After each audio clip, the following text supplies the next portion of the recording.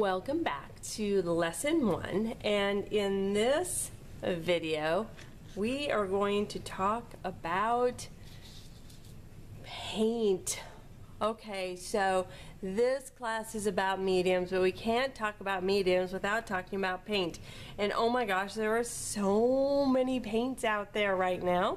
It is totally confusing if you don't know what these terms mean. So I wanted to take a close look at them. Now I already talked about what is acrylic, mediums, and acrylic paints are basically the same thing as a medium. They just have pigment in them too. Now there are typically two types of pigments used in paint. For your highest quality artist color paints, they are going to be using what is called a non-organic or mineral pigment, which means it is not man-made. It is from the earth. And you'll notice right away that you have to pay more for these. Of course you do, because they are not using a synthetic pigment in here. You'll also notice that these vary in price, whereas if you go with a student grade paint, this is still a heavy bodied paint, and I'll talk about in a moment what does heavy body mean. This one is made with synthetic pigments, and so you'll find that every single one of them is the same price. These and the Liquitex are different prices for different colors, and the reason for that is the pigments may cost them a different amount of money to produce. The other big difference between a student grade and a artist grade, or the top quality paint, is that they don't add as many extenders. And we talked briefly about the extender. I said I was going to talk about it in this lesson, and I will. That's going to be the second part of this video, or the video after this one when we talk about mixing. But basically what an extender does is it gives you more volume without affecting the color. If you put in too much extender, now Liquitex doesn't do this, but there are some other ones that I'm a little bit cautious about. If you put in too much extenders, it can affect the light fastness or the stability of your paint. It'll still bind just fine, but it may over time fade. When you go with the top of the line, obviously you're getting the best of the best. But that doesn't mean that some of these other ones aren't really great paints that you can use for many of the projects that we work on.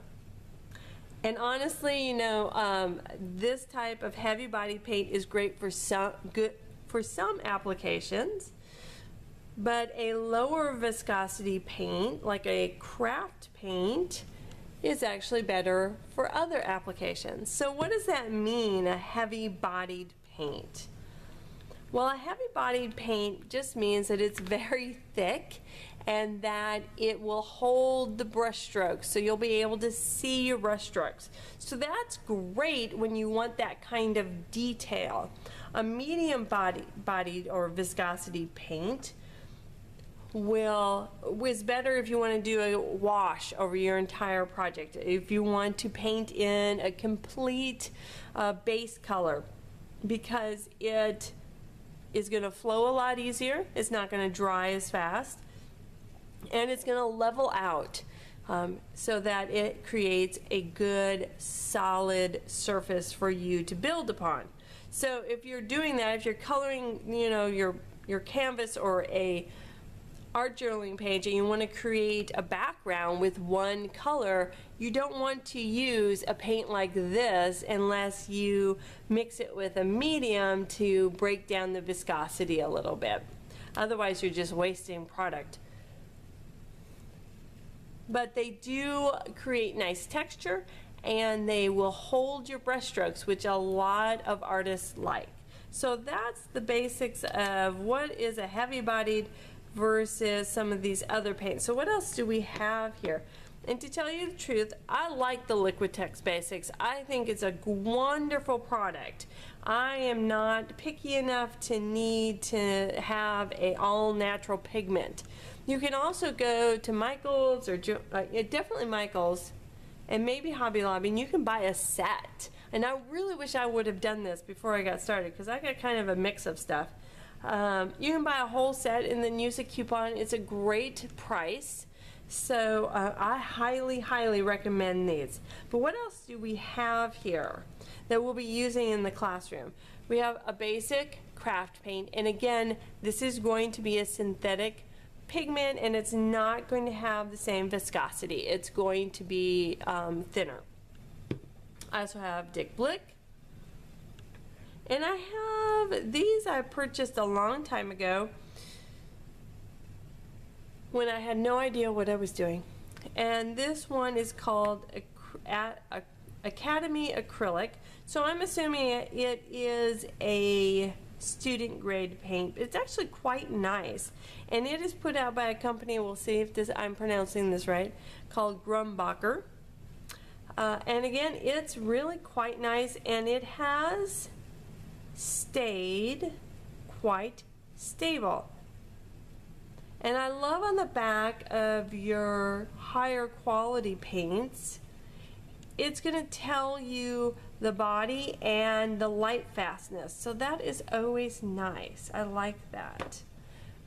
And so paints like this are going to run anywhere. A small little tube like this could run anywhere from $8 to $15 depending on the pigment that you're going to use. The basics I think are right around $8.99, and so you can see how much more you get. So that's kind of nice too. And they come in a wide variety of colors. Many artists with just I won't say a small sampling of colors, but with, you know, a medium sampling of colors, can pretty much mix any color they want. So I actually love mixing paint to make new colors. So that's, you don't really need the full spectrum. So what else do I have here? I have a Tim Holtz paint. So this is a craft paint, but his paints are very fluid. And both Golden and Liquitex make a fluid paint as well, and we'll be using those in the class as well. And they are super popular right now because you can make all these drips and dribbles and pour them, and they're awesome. So his paint has a very low viscosity, so it moves around the paper very nicely. And I think that's also to help make sure their dauber doesn't dry up. Then I also have one here called the Fine Touch. This one is only $2.99. So this is a art paint, we'll call it that, but it is a low grade, which means, and it says right on here, which I'm very pleased that they do this, that the light fastness is only I think it's only a 1. And it could go up to a 3. So this one's probably going to fade over time if exposed to light.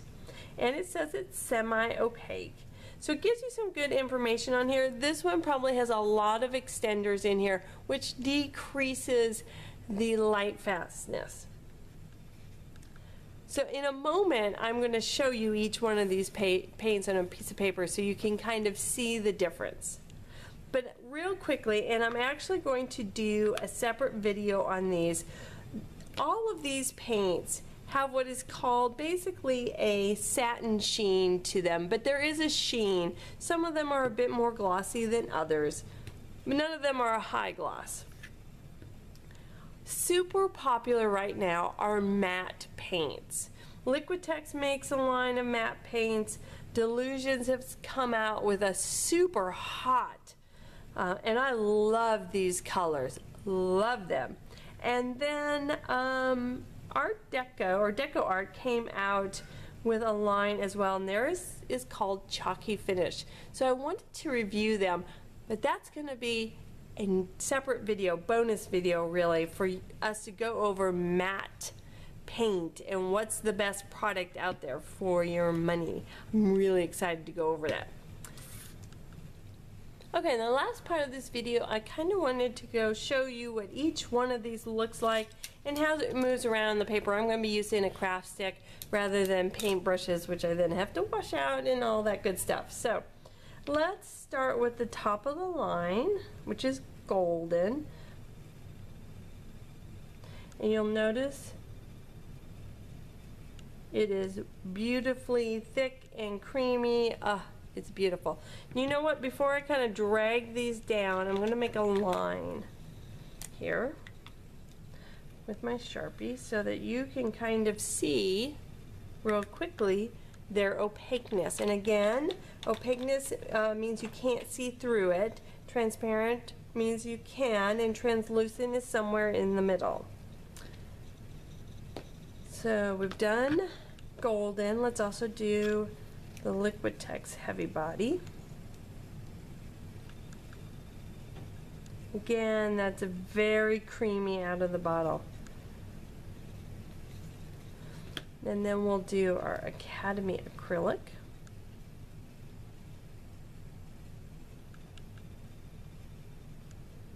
And I've had this one for a long time, and you can see it's still nice and creamy out of the bottle. Or tube. It's not a bottle, is it? This one's Dick Blick.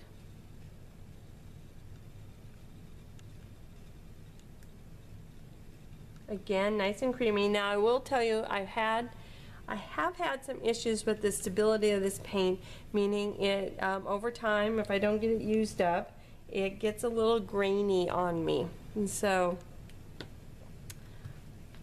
just some experience to share with you. You may not have the same issue. Now this is one fairly new, put out by Dina Wakley, and that's for Ranger. They have a number of artists that have their own paint lines, and I just wanted to show you the difference here.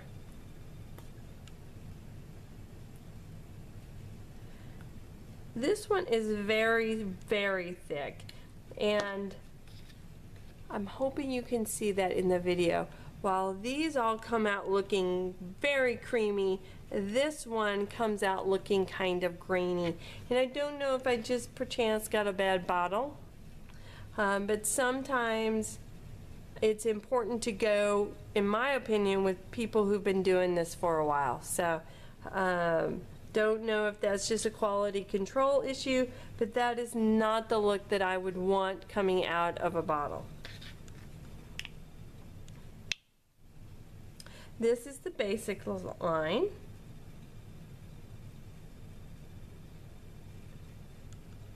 And I will tell you, I think it's a little thinner than some of the others, but it still is nice and creamy and thick.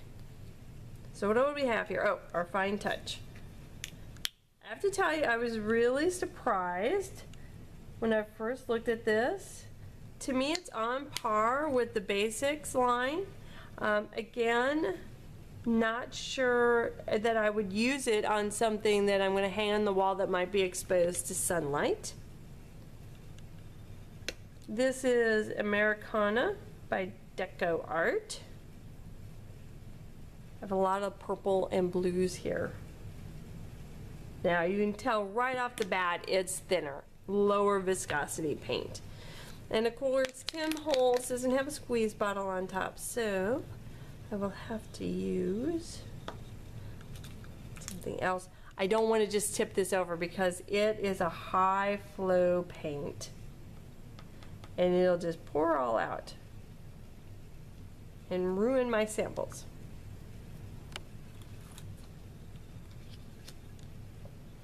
So now, let's tip this up, and you can see that Tim Holtz is going to run on me. All the rest of them are not. Well, the craft paint is running slightly as well, which is what I would expect. It's a high flow paint, basically. But all the rest of them are just kind of clinging there. I'm not going to try to turn it upside down, but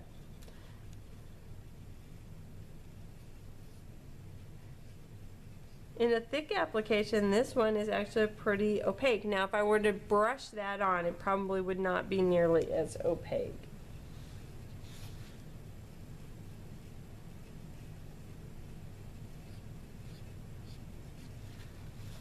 That one is pretty opaque too, even though it's a craft paint. Again though, if you were to apply it with a brush, it's going to be more transparent.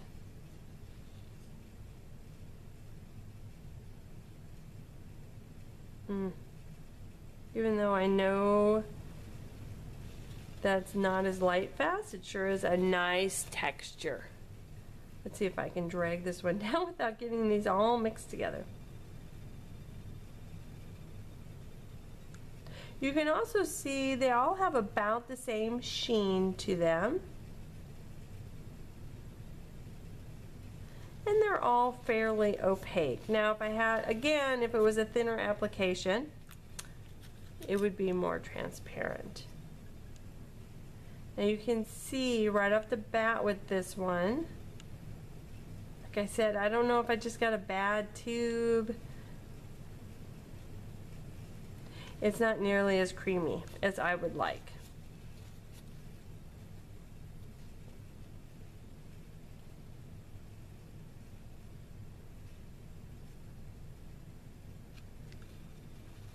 That one has a really nice texture to it, so we're getting into our heavy-bodied paints here.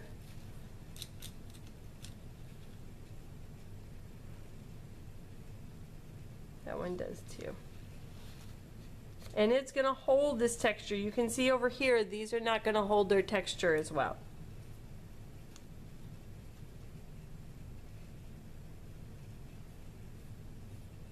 Oh, that's a really yummy color and a yummy texture.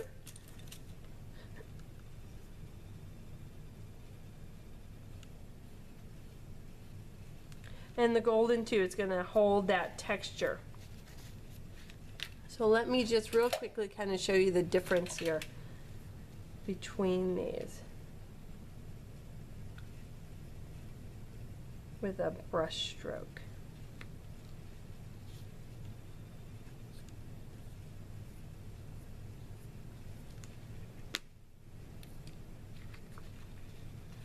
There, you can tell the difference. This one is going to be way more translucent, and this one's really going to be nice and opaque, even as I work it with the paintbrush.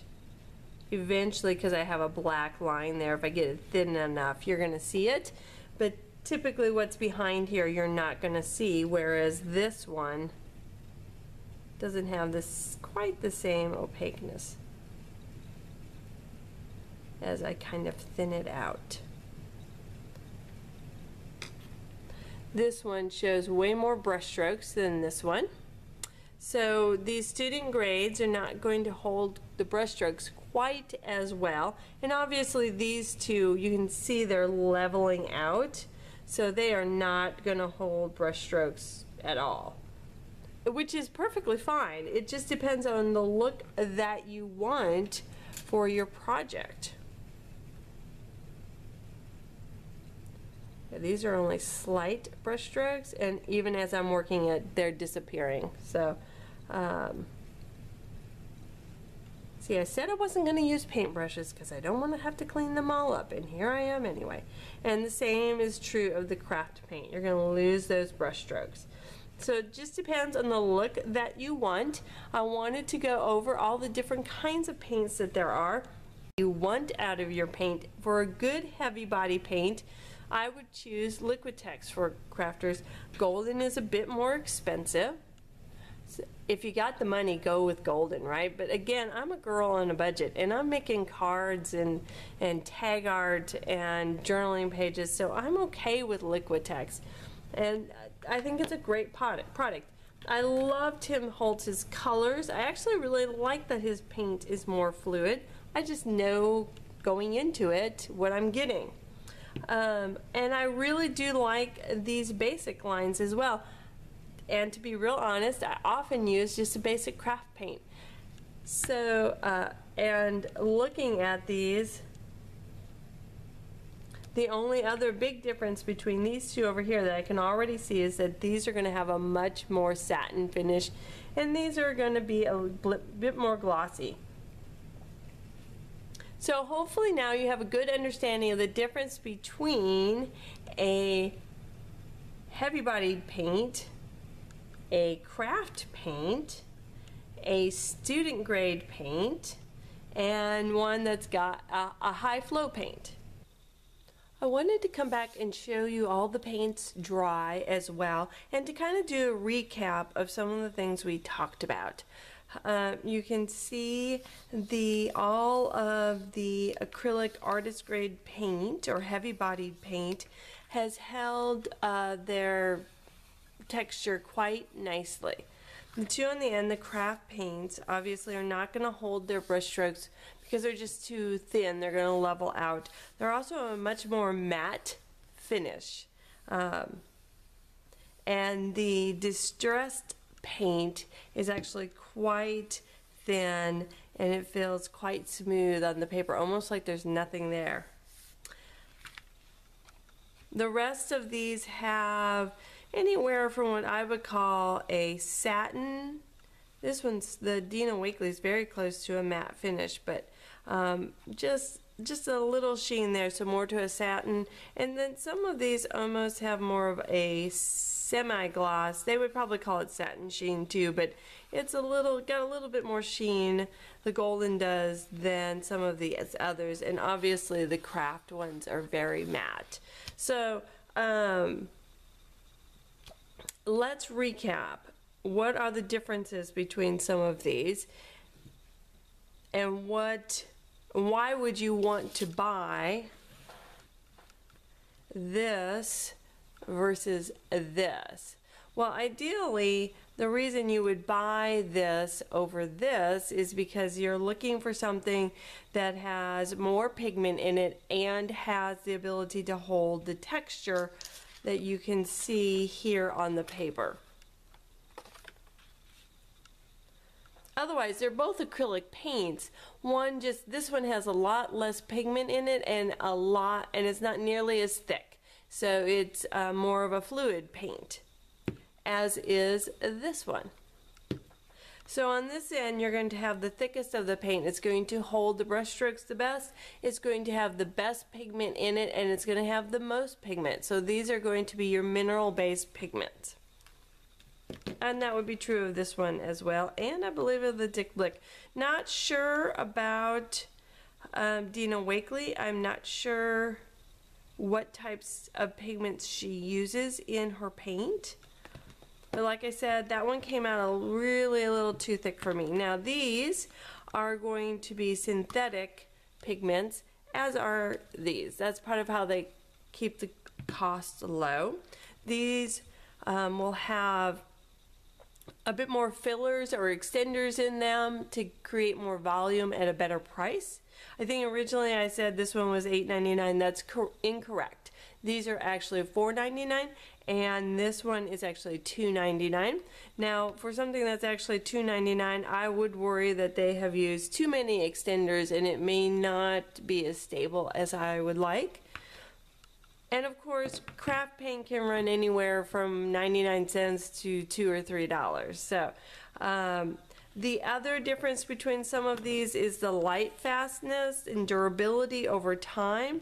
Although it's been my experience, and if you read online, most of them do fairly well with their permanency. But if you are creating something that you want to know for sure is going to last the test of time, then an artist grade paint is probably a better choice. Overall, for me, based upon the types of painting that I do, and the ways that I use paint, these are some of my best options. While I love these colors, and I obviously will use these two because I love the colors when I purchase them, I don't really need this kind of quality for the work that I do. So that was a big point that we wanted to make in this video, is that make sure you don't overbuy based upon the hype or someone pushing you to go with the very best, because for most of our projects as crafters, these are just fine. They're perfect for what it is that we're going to want to do. The last thing I want to cover, and I talked briefly about it, is light fastness. Most paints are graded in their light fastness 1 to 3, with 1 being the best. So you're going to get your best light fastness with these, with the more expensive ones. Now I did say this one is listed as a 1 on here. I would be a little concerned about that. I don't know that that's quite on the mark. But most of these, for the most part, unless you are exposing your painted projects to an extreme amount of sunlight, these are all going to work just fine for your projects. So I wanted you to have a good idea of what the difference was with all of these different paints, because it can be so confusing and rather expensive. So if you have any questions about anything I did here, or any of the products I used, or where I got them from, this one I believe is actually from Michael's, please be sure to let me know. I am always happy to help.